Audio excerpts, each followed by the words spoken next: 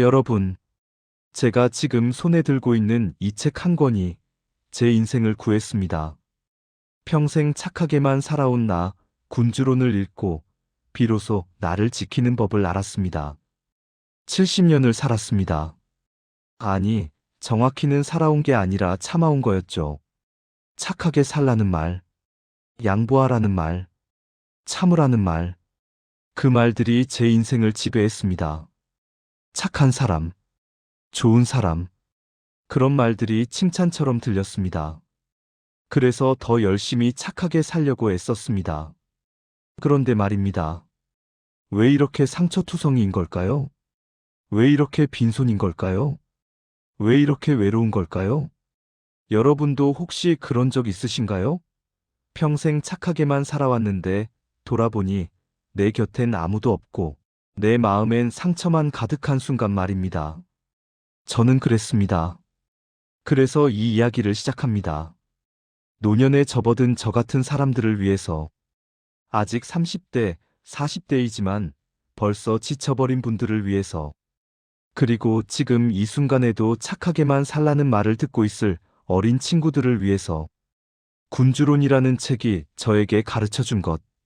그건 악하게 사는 법이 아니었습니다. 나를 지키는 법이었습니다. 착함과 어리석음이 다르다는 것.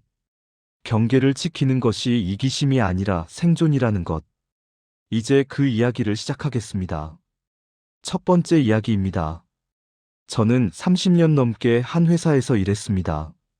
성실하게, 묵묵히, 그리고 착하게.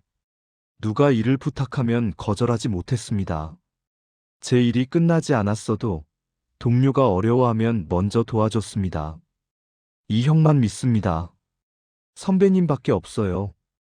그런 말을 들을 때마다 뿌듯했습니다. 아, 내가 착하게 살고 있구나. 내가 좋은 사람이구나. 그런데 승진 시즌이 오면 이상했습니다. 제가 도와줬던 후배들은 하나둘 올라가는데 저는 늘 그 자리였습니다. 왜일까요? 자네는 착하니까 그 자리에 있어도 불평 안 하잖아. 부장님이 웃으며 하신 말씀이었습니다. 농담처럼 들렸지만 저는 그날 밤 잠을 이루지 못했습니다. 착하니까, 불평 안 하니까 이용해도 된다는 뜻이었을까요? 아니, 아닙니다. 그분은 나쁜 사람이 아니었어요.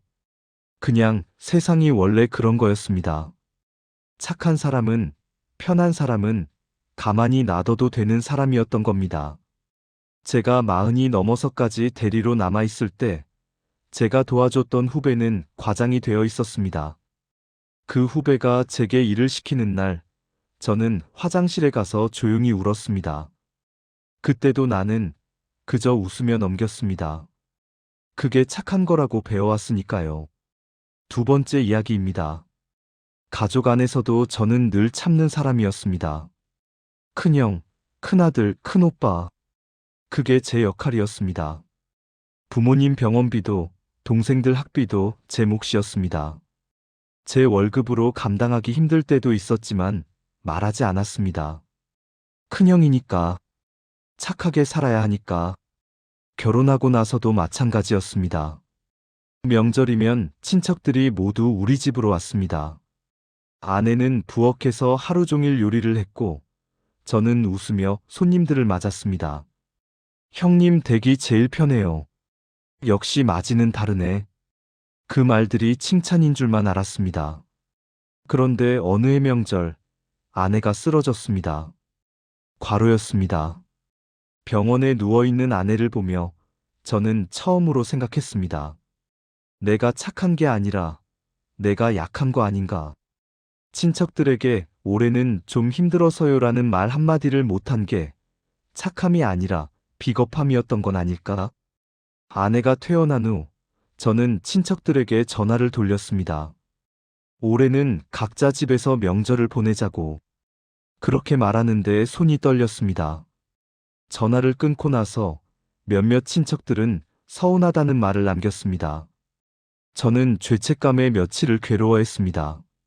하지만 아내는 제 손을 잡으며 말했습니다. 당신 처음으로 우리를 지켜준 거예요. 그때도 저는 그게 무슨 뜻인지 완전히 이해하지 못했습니다. 지금은 압니다. 착함과 희생은 다르다는 것을. 세 번째 이야기입니다. 친구 관계에서도 저는 늘 주는 쪽이었습니다. 밥값은 늘 제가 냈고, 친구가 어려울 때면 돈도 빌려줬습니다. 야, 넌 진짜 의리 있다. 그 말이 좋았습니다. 그래서 더 많이 주려고 했습니다. 하지만 제가 어려울 때는 어땠을까요?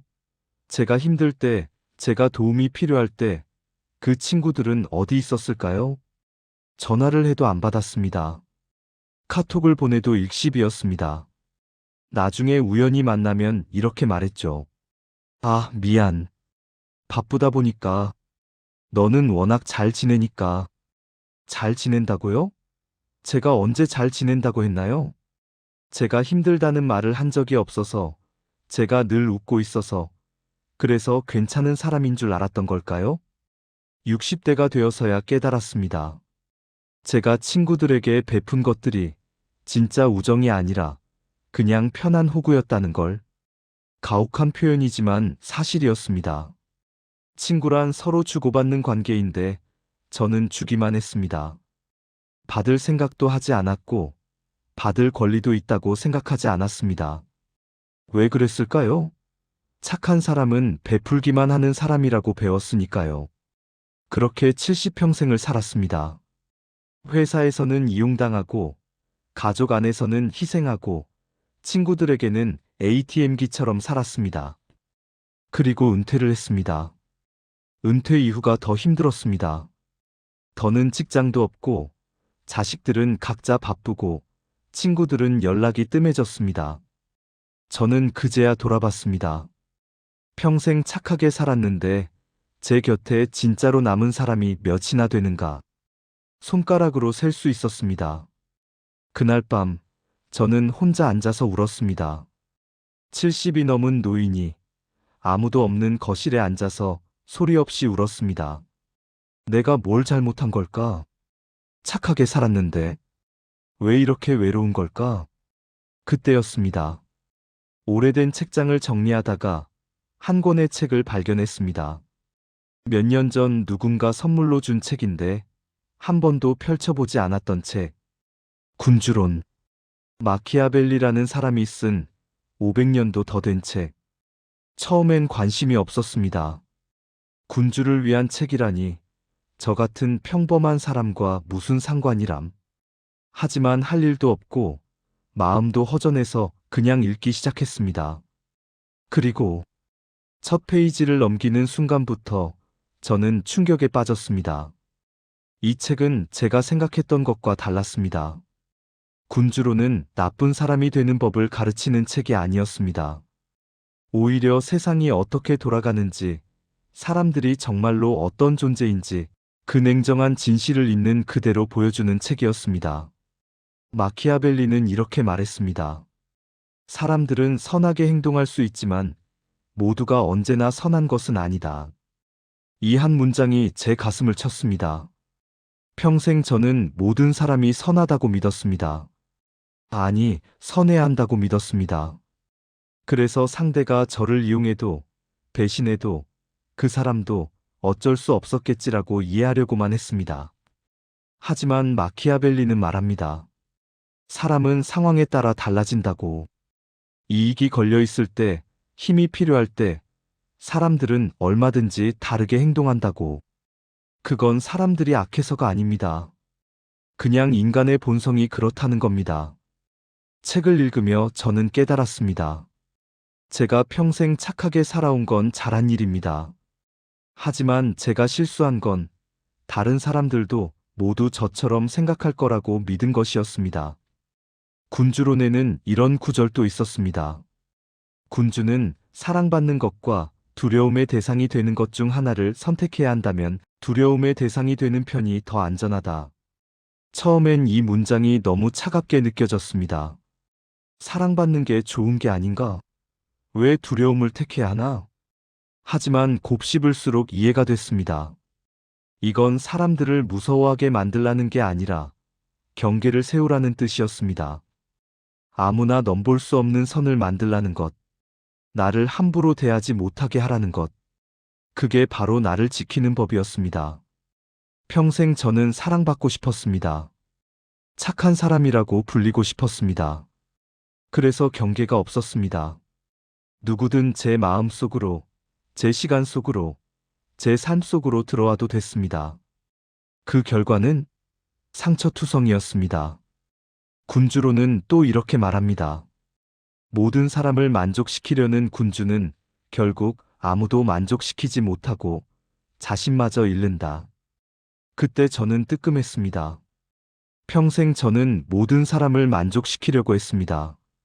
직장 상사도, 동료도, 가족도, 친구도 모두를 기쁘게 하려고 애썼습니다. 그 과정에서 제가 힘든지, 제가 원하는 게 뭔지는 한 번도 진지하게 생각하지 않았습니다. 그러다 결국 제가 사라진 겁니다. 70이 넘어서야 저는 나를 잃어버렸다는 걸 깨달았습니다. 책을 다 읽은 후 저는 한동안 멍하니 앉아 있었습니다. 이 책이 500년 전에 쓰였다는 게 믿기지 않았습니다. 마치 지금 제 이야기를 하는 것 같았습니다. 그리고 생각했습니다. 이제라도 늦지 않았을까? 70이 넘은 나이지만 지금이라도 나를 지키는 법을 배워도 될까? 책을 덮으며 저는 결심했습니다. 이제부터는 다르게 살아보겠다고. 군주론에서 배운 첫 번째 원칙. 착함보다 경계가 먼저다. 경계라는 단어가 낯설 수 있습니다. 특히 우리 세대에는요. 경계를 친다는 게 냉정하다는 것처럼 느껴졌으니까요. 하지만 아닙니다. 경계는 나와 남 사이에 선을 긋는 겁니다. 여기까지는 괜찮지만 여기서부터는 안 된다고 말하는 겁니다. 예를 들어볼까요? 요즘도 가끔 옛날 직장 후배들이 연락을 합니다. 일 관련해서 조언을 구하는 거죠. 예전에 저라면 무조건 도와줬을 겁니다. 몇 시간이고 전화 통화를 하고 심지어 직접 만나서 자료도 만들어줬을 겁니다. 하지만 이제는 다릅니다. 미안한데 요즘 개인적으로 바쁜 일이 있어서 간단한 조언은 줄 수 있지만 깊이 관여하기는 어려울 것 같아. 처음 이 말을 했을 때 손이 떨렸습니다. 냉정한 사람이라고 생각하지 않을까? 변했다고 하지 않을까? 하지만 놀랍게도 세상은 무너지지 않았습니다. 후배는 그렇구나. 알겠습니다라고 답했고 스스로 해결해 나갔습니다. 가족 관계에서도 마찬가지입니다. 명절에 친척들이 다시 우리 집에서 모이자고 했을 때 저는 이렇게 말했습니다. 올해는 조용히 우리 가족끼리만 보내려고 해요. 이해해 주세요. 예전 같았으면 괜찮아요. 오세요라고 했겠죠. 하지만 이제는 아닙니다. 아내와 저, 그리고 우리 가족의 평화가 먼저입니다. 그게 이기적인 게 아니라 건강한 겁니다. 어린 친구들한테도 말해주고 싶습니다. 학교에서 친구가 숙제 좀 보여달라고 할 때, 시험지 답 좀 알려달라고 할 때, 그럴 때 안 되라고 말해도 됩니다. 그게 나쁜 친구가 되는 게 아닙니다. 진짜 친구라면 너의 경계를 존중해 줄 겁니다. 경계를 세우는 게 냉정한 게 아닙니다. 오히려 나와 상대 모두를 위한 겁니다. 경계가 명확해야 관계도 건강해집니다. 군주론에서 배운 두 번째 원칙. 거절은 권리다다. 평생 저는 거절을 못했습니다. 누가 부탁을 하면 무조건 내라고 답했습니다. 왜 그랬을까요? 거절하면 상대가 상처받을 것 같았습니다. 나쁜 사람으로 보일 것 같았습니다. 관계가 끊어질 것 같았습니다. 하지만 군주로는 이렇게 말합니다. 자신의 능력을 넘어서는 약속은 결국 양쪽 모두에게 해가 된다. 정확히 맞는 말입니다. 제가 감당할 수 없는 일을 억지로 맡으면 결국 제대로 해내지 못하고 상대에게도 실망을 줍니다. 그렇다면 차라리 처음부터 정직하게 어려울 것 같다고 말하는 게 나은 겁니다. 요즘 저는 이렇게 말하는 연습을 합니다. 고마운데 이번엔 좀 어려울 것 같아요. 제가 도와드리고 싶지만 지금은 여건이 안 돼요. 죄송하지만 그건 제가 할 수 있는 범위가 아닌 것 같습니다. 처음엔 말하기가 너무 어려웠습니다. 문자를 보낼 때도 1시간씩 고민했습니다. 보내고 나서도 며칠 동안 죄책감에 시달렸습니다. 하지만 시간이 지나면서 알게 됐습니다. 진짜 나를 아끼는 사람들은 제 거절을 존중한다는 것을. 그럴 수 있지. 무리하지 마. 알겠어. 다음에 또 이야기하자. 이렇게 반응하는 사람들이 진짜 제 편이었습니다. 반대로 거절했을 때 화를 내거나 서운해하는 사람들은 애초에 저를 사람으로 본 게 아니라 도구로 본 겁니다. 여러분에게 묻고 싶습니다. 여러분은 언제 마지막으로 진심으로 싫다는 말을 해보셨나요? 하기 싫어요. 그건 제가 할 일이 아닌 것 같아요. 저는 동의할 수 없습니다. 이런 말들이 나쁜 말이 아닙니다. 오히려 정직한 말입니다. 자기 자신을 존중하는 말입니다. 30대, 40대 직장인 여러분. 상사가 업무 시간 외에 일을 시킬 때 오늘은 개인 일정이 있어서 어렵습니다라고 말해도 됩니다. 50대, 60대, 70대 어르신들. 자식이 당연하다는 듯이 손주 봐달라고 할 때 오늘은 좀 피곤해서라고 말해도 됩니다. 어린 친구들. 누가 네 물건을 빌려달라고 할 때 빌려주기 싫으면 안 되라고 말해도 됩니다. 거절은 권리입니다. 나쁜 게 아닙니다. 군주론에서 배운 세 번째 원칙. 침묵도 선택이다. 마키아벨리는 이렇게 말했습니다. 현명한 군주는 모든 질문에 답하지 않는다. 답할 필요가 없는 것에는 침묵으로 답한다. 이 말이 저에게는 큰 위로였습니다. 평생 저는 모든 질문에 답해야 한다고 생각했습니다. 누가 제 사생활을 물으면 솔직하게 다 말했습니다. 누가 제 의견을 물으면 성의껏 설명했습니다. 하지만 그게 늘 좋은 결과로 이어지지는 않았습니다. 때로는 제가 한 말이 왜곡되어 소문으로 퍼졌습니다. 때로는 제 솔직함이 약점으로 이용됐습니다. 이제는 압니다. 모든 질문에 답할 의무는 없다는 것을. 요즘 친척 모임에 가면 누군가 이런 질문을 합니다. 요즘 연금 얼마나 받으세요? 자식들한테 용돈은 얼마나 받아요? 예전에는 솔직하게 답했습니다. 하지만 이제는 그냥 웃으며 말합니다. 그냥 그저 그래요. 커피나 한잔 할까요? 답하지 않는 게 무례한 게 아닙니다. 오히려 제 사생활을 지키는 겁니다. 카톡이나 문자도 마찬가지입니다. 누군가 메시지를 보냈다고 해서 즉시 답장할 의무는 없습니다. 읽고도 답장 안 할 권리가 있습니다. 읽씹했네? 라고 불평하는 사람이 있다면 그 사람은 제 시간과 에너지를 존중하지 않는 겁니다. 젊은 친구들, 직장인 여러분에게 특히 말해주고 싶습니다. 회식 자리에서 사생활에 대한 질문이 나올 때 답하고 싶지 않으면 그건 좀 개인적인 부분이라서요라고 말해도 됩니다. 온라인에서도 마찬가지입니다. 모든 댓글에 답할 필요 없습니다. 악플에 반응할 필요 없습니다. 침묵도 하나의 강력한 대답입니다. 침묵은 도망이 아닙니다. 오히려 선택입니다. 내가 내 에너지를 어디에 쓸지 선택하는 겁니다. 군주론을 읽고 난 후 저는 혼란스러웠습니다. 그럼 나는 이제 착한 사람이 아닌 건가? 경계를 세우고 거절하고 침묵하면 나쁜 사람이 되는 건가? 고민 끝에 깨달았습니다. 아니라고. 오히려 반대라고. 진짜 착함은 나를 지키면서 남을 대하는 것입니다. 나를 먼저 지키지 못하면 결국 아무도 제대로 대할 수 없습니다. 예전의 저를 생각해 보세요. 저는 모두에게 착했습니다. 하지만 제 안에는 분노와 억울함이 쌓여 있었습니다. 겉으로는 웃었지만 속으로는 울고 있었습니다. 그게 진짜 착함일까요? 아닙니다. 그건 그냥 참는 것이었고 숨기는 것이었습니다. 진짜 착함은 정직함에서 나옵니다. 이건 제가 할 수 없어요. 이 부분은 제가 동의하기 어려워요. 이렇게 솔직하게 말하는 게 상대를 속이는 것보다 훨씬 더 착한 겁니다. 경계를 배우고 난 후 신기한 일이 생겼습니다. 제 인간관계가 오히려 더 건강해진 겁니다.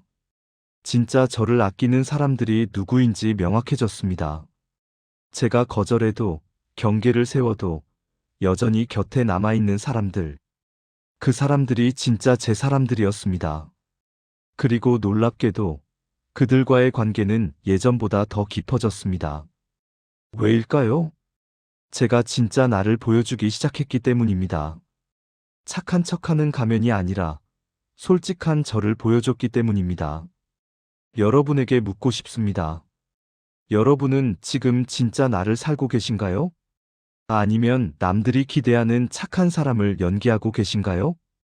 50대, 60대, 70대 어르신들. 이 나이에도 아니, 바로 이 나이이기에 나를 지키는 법을 다시 배울 수 있습니다. 늦지 않았습니다. 70이 넘어서 저도 배웠으니까요. 앞으로 10년, 20년을 더 살 수 있습니다. 그 시간을 다른 사람 눈치 보며 사는 게 아니라 진짜 나를 위해 살아도 됩니다. 30대, 40대 여러분, 지금 배우세요. 저보다 40년 일찍 배우는 겁니다. 지금부터 나를 지키는 법을 배우면 앞으로의 인생이 달라집니다. 어린 친구들, 너희는 더욱 축복받았습니다. 아직 세상이 너를 어떤 사람으로 만들려고 하기 전에 너 스스로를 귀하게 대하는 법을 배울 수 있으니까 착하게 살되 나를 잃어버리며 살지는 마세요.